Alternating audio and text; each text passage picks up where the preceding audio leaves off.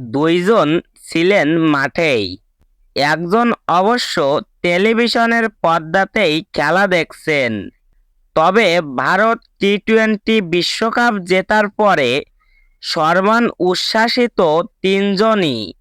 ভারতীয় দলকে শুভেচ্ছা জানালেন মহেন্দ্র সিং ধোনি, বিরাট কোহলি ও রোহিত শর্মা। দলের পাশাপাশি গৌতম গম্ভীরের কথা অবশ্য আলাদাভাবে বললেন শুধু ধোনি। বিশ্বকাপের ফাইনাল শুরু হওয়ার আগে দেখা যায় ট্রফি নিয়ে মাঠে ঢুকছেন ভারতের দুই টি-20 বিশ্বকাপ জয়ী অধিনায়ক ধোনি ও রোহিত।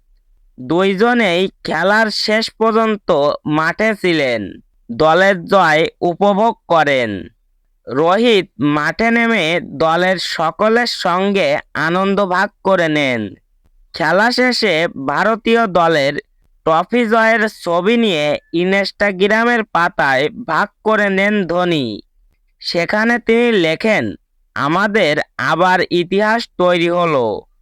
ভারতীয় দল সাপোর্ট এক্সপার্ট ও বিশ্বজুড়ে ভারতীয় সমর্থকদের শুভেচ্ছা। খেলা দেখে খুব ভালো লাগলো। তারপরেই কোচ গম্ভীরকে টেনে আনলেন ধোনি। তিনি লেখেন, কোচ সাহেব, তোমাকে হাসলে দারুণ লাগে।